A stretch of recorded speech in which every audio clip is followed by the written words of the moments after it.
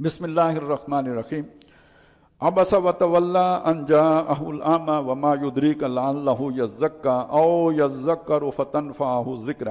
اس سورہ مبارکہ کے شروع میں ایک مسئلہ آیا ہے، ایک واقعہ ہے اصل میں۔ ایک صحابی ہیں ام مکتوم، یہ نابینا ہیں، یہ ایمان لے آئے ہیں، نبی صلی اللہ علیہ وسلم کی محفل میں بیٹھتے ہیں۔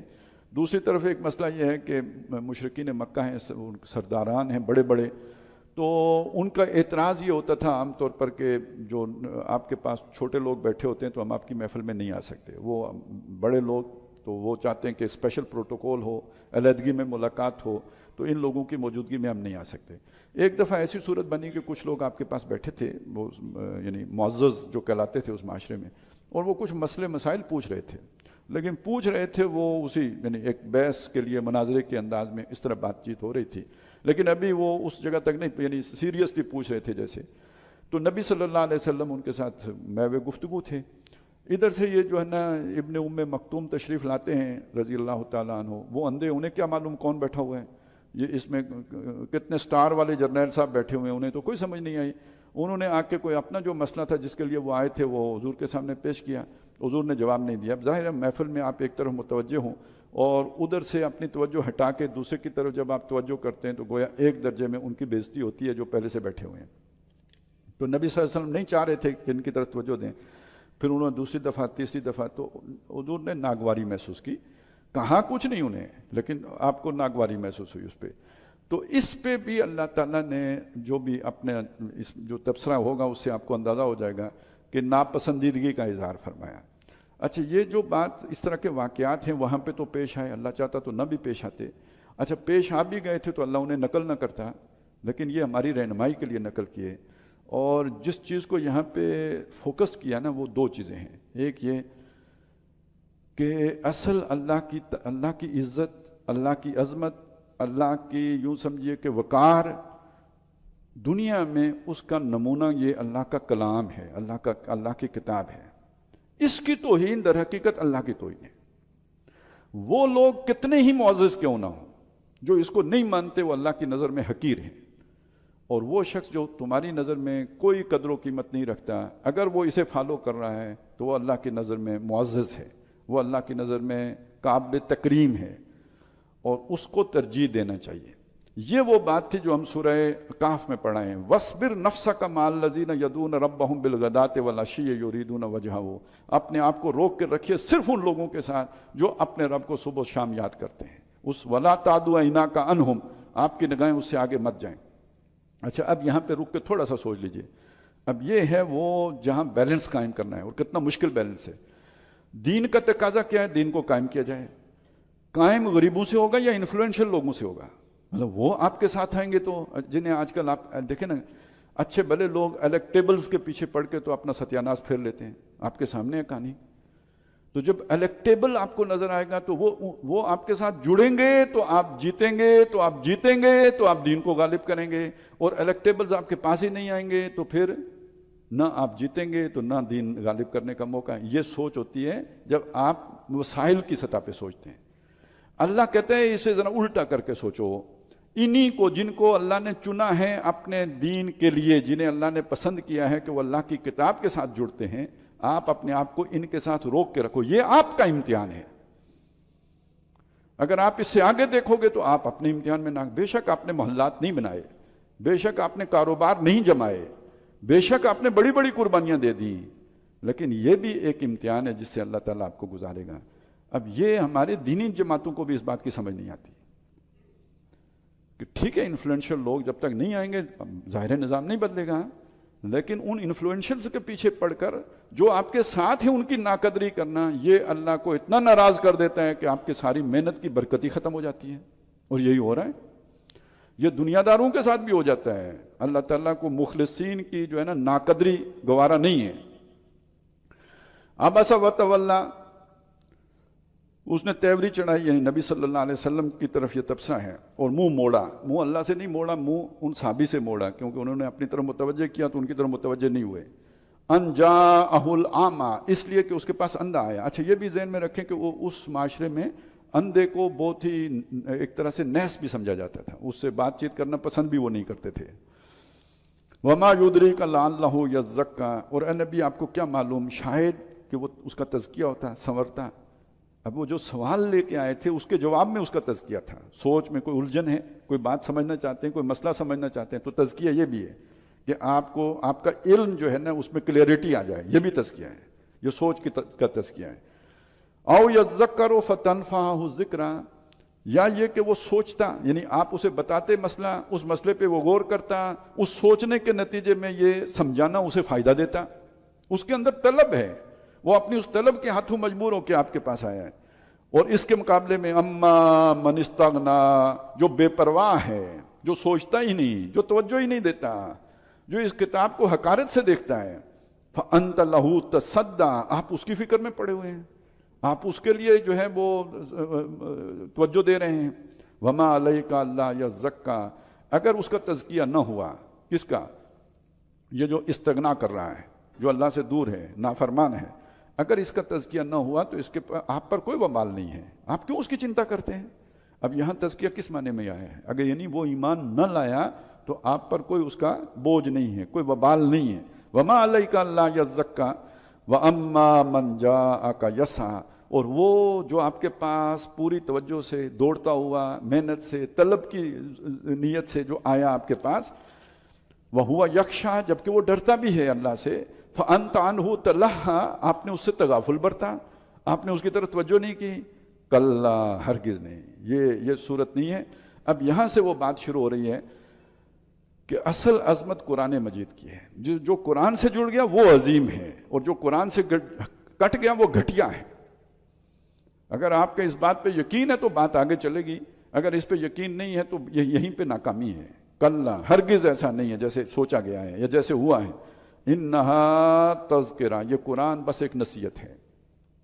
فمن شاء ذکرہ، نہ زبردستی ہے، نہ منت سماجت کی ضرورت ہے، نہ کسی کی چاپلوسی اور خوشامد کی ضرورت ہے، نہ کسی کے آگے بچھنے کی ضرورت ہے، جو چاہے وہ اسے پڑھے، نصیحت حاصل کرے۔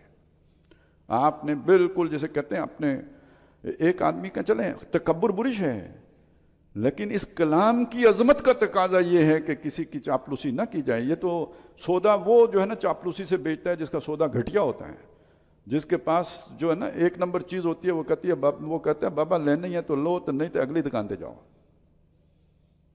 آپ کے پاس یہ عظیم کلام ہے، اس کی قدر وہ کرے گا جو جس کی سوچ اس تک پہنچے گی، وہ سمجھے گا۔ جیسے جادوگروں کی سوچ پہنچی تھی نا کہ موسیٰ کے پاس کیا ہے، تو انہوں نے سجدہ کیا۔ فرعون کی سوچ وہاں نہیں پہنچی تو وہ اکڑا رہا۔ تو آپ ان اکڑنے والوں کے پیچھے مت پڑیں، یہ قرآن کی توہین ہے۔ تو اللہ والے جو یہ ہے اصل میں، اب آ جائیں اس چیز پر، یہ اب آج کے تو خیر زمانہ ہی نیا آ گیا ہے نا، ہر چیز الٹی گنگا بہتی ہے، وگرنہ جو اللہ والے ہوتے تھے وہ کبھی امیروں کے در پر حاضریاں نہیں لگایا کرتے تھے۔ کوئی ان کے پاس چل کے آ جائے تو آ جائے، نہیں تو وہ لوگوں کے پاس نہیں جاتے، بادشاہوں کے پاس نہیں جاتے تھے۔ بلکہ ایسے اسی ہندوستان میں ایسے لوگ بھی گزرے ہیں کہ بادشاہ نے چاہا ملنے کے لیے آنا ہے، تو میرا خیال ہے نظام الدین اولیاء کا واقعہ ہے، تو انہوں نے انکار کر دیا کہ نہیں میرے پاس نہیں آنا۔ تو اس نے کہا میں آ جاؤں گا، آپ کیا کریں گے؟ انہوں نے کہا فقیر کی جو ہے نا جھونپڑی، اس کے 2 دروازے ہیں، بادشاہ ایک دروازے سے داخل ہوگا، فقیر دوسرے سے نکل جائے گا۔ تو یہ ایک تقاضا ہے۔ پھر جو اگر اس کی طرف توجہ نہیں دیتے تو پھر ان کی طرف آپ توجہ نہ دیں۔ فمن شاء ذکر، جو چاہے نصیحت پکڑے۔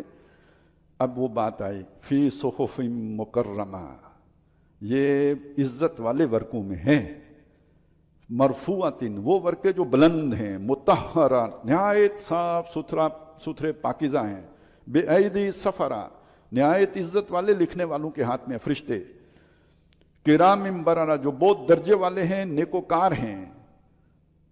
یہ اس کی عظمت کے خلاف ہے کہ اس کو ان لوگوں کے پاس لے کے جایا جائے جو اس کی قدر نہیں کرتے۔ یہ اس کی عظمت کے خلاف ہے کہ ان لوگوں کی طرف متوجہ ہو جائے جو اس سے بے پرواہ ہیں۔ قتل الانسان ما اکفرہ، قتل کیا جائے انسان، کتنا ناشکرا ہے، کتنا ناقدرہ ہے۔ من ای شیء خلقہ، کس شے سے بنا ہے؟ من نطفہ، نطفے سے، خلقہ فقدرہ، اس نے اس کو تخلیق کیا، یعنی اس نطفے کو، اور فقدرہ، اسے ایک اندازے پہ ٹھہرایا رحم مادر میں، ثم السبیل یسرہ، پھر وہاں سے نکلنے کا راستہ آسان بنایا۔ ویسے کتنا مشکل ہے، لیکن یہ کہ اللہ نے اس کے لیے کتنا اہتمام کیا ہوگا، کیا سسٹم بنایا کہ وہ بچہ پیدا ہوتا ہے. ثم السبیل یسرا ثم اماتہ، یہاں ہمیشہ نہیں رہے گا.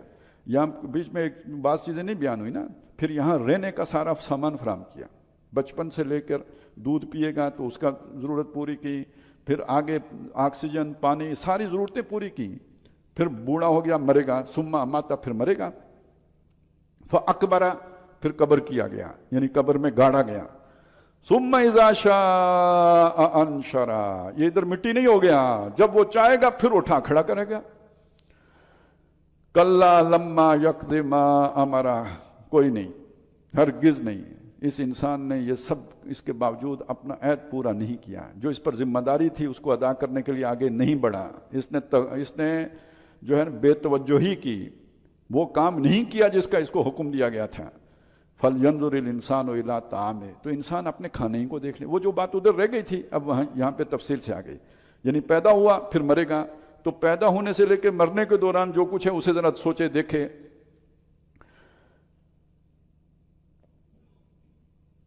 کہ انسان اپنے کھانے کو دیکھے. اَنَّا سَبَبْنَا الْمَاءَ صَبًّا، ہم نے برسایا پانی اوپر سے، گرتا ہوا پانی ہم نے گرایا. ثُمَّ شَقَقْنَا الْأَرْضَ شَقًّا، پھر ہم نے زمین پھاڑی جیسے پھاڑی جاتی ہے. یعنی وہ جو بھی اب پانی برسا، بیج ایکٹیویٹ ہوا، اس کی سوئی نکلنے کے لیے اوپر زمین کی جو سطح تھی وہ پھٹی تو وہ باہر نکلا، وہ ہم نے پھاڑی ہے. ثُمَّ شَقَقْنَا الْأَرْضَ شَقًّا فَأَنبَتْنَا فِيهَا حَبًّا، پھر اس میں اناج اگایا. وَعِنَبًا وَقَضْبًا، اور انگور اور ترکاری. وَزَيْتُونًا وَنَخْلًا، اور زیتون اور کھجوریں. وَحَدَائِقَ غُلْبًا، اور گھنے باغات. وَفَاكِهَةً وَأَبًّا، اور میوے بھی اور گھاس بھی. مَتَاعًا لَكُمْ وَلِأَنْعَامِكُمْ، یہ سامان ہے تمہاری زندگی کے لیے بھی، تمہارے چوپایوں کے لیے بھی. فَإِذَا جَاءَتِ الصَّاخَّةُ، تو جب آئے گی وہ کانوں کو پھوڑ دینے والی، ایسی زور کی آواز کہ گویا کانوں کے پردے پھٹ جائیں. یوم یفر المرء من اخی، آج دنیا کے جو مضبوط تعلقات ہیں اس دن ان کی کیفیت کیا ہو گئی. اس دن انسان بھاگے گا اپنے بھائی سے، وَأُمِّهِ، اور ماں سے، وَأَبِيهِ، اور باپ سے، وَصَاحِبَتِهِ، اور بیوی سے، وَبَنِي، اور بیٹے سے. لِكُلِّ امْرِئٍ مِّنْهُمْ يَوْمَئِذٍ شَأْنٌ يُغْنِي، اس دن ہر انسان ایک نرالی ہی شان میں ہوگا، ایک نرالی ہی انداز میں ہوگا، مختلف ہی اس کا جو ہے نا وہ کام ہوگا جو اسے ہر دوسری شے سے مستغنی کر دے گا، سوائے اپنے اور کوئی اسے یاد نہیں. اپنی ہی شان میں، اپنے ہی معاملے میں ایسا الجھا ہوگا کہ کوئی دوسری بات کی اسے یاد تک نہیں آئے گی. وہ جسے ہم کہتے ہیں نفسا نفسی کا عالم ہوگا. وجوہ یومئذ مسفرہ، اس دن کچھ چہرے ہوں گے روشن، تر و تازہ. ضاحکۃ، ہنستے کھلکھلاتے. مستبشرہ، خوشیاں کرتے. ووجوہ یومئذ علیہا غبرہ، اور کچھ چہرے ہوں گے اس دن جن پر گرد پڑی ہوئی ہوگی، تھکے ہوئے، ہارے ہوئے، شکست جن کے اوپر رقم ہوگی. ترہقھا قطرہ، ان پر چڑھی ہوئی ہوگی سیاہی. ایک ہوتا ہے لفظ ملی ہوئی ہونا، یہ سمجھ لیجئے، یہ جیسے کوئی شے پینٹ کرتے ہیں، یہ وہ بات نہیں ہے. چڑھی ہوئی ہونا جیسے کوئی شے کسی کو پلا دینا. یعنی آپ اگر لکڑی کو رکھ دیتے ہیں تیل میں تو تیل اس پہ چڑھ جاتا ہے، یعنی اس کے اندر دھنس جاتا ہے، پیوست ہو جاتا ہے. تو یہ اس طرح سیاہی جو ہے اس کے اندر چڑھی ہوئی ہوگی. یہ اب جو نئے ترجمے ہیں اس میں یہی سیاہی چڑھنا ترجمہ کیا گیا ہے، لیکن وہ عام طور پہ لوگوں کی سمجھ میں نہیں آتا. جو پرانا ترجمہ ہے شاہ عبد القادر کا، اس میں یہاں پہ ہے کہ ان پر کلوں چڑھا ہوگا. تو جو لوگ یہ ٹھنڈے علاقوں کے وہ یہ سمجھ سکتے ہیں کہ یہ کیا لفظ ہے. یہ خاص طور پہ کشمیر اور اس پہاڑی علاقوں میں یہ لفظ استعمال ہوتا تھا. جو انگیٹھیاں جلاتے تھے کمرے کے اندر، اور اس کا جو دھواں نکلتا تھا تو وہ پوری دیواروں کے اندر بھی گھس جاتا تھا، اور جو پتھر ہوتا تھا اس کے مساموں سے اندر چلا جاتا تھا. وہ پتھر توڑیں تو اس کے اندر تک اس دھوئیں کے اثرات جو ہے نا وہ دیکھے جاتے تھے. یہ ہے پلانا، کلوں چڑھنا یہ ہے اصل میں. تو اس طرح سیاہی ان کے رگ و پے میں سرایت کیے ہوئے ہوگی. اولئک ھم الکفرۃ الفجرہ، یہ ہیں جو منکر ہیں اور ڈھیٹھ لوگ ہیں، بے شرم لوگ ہیں.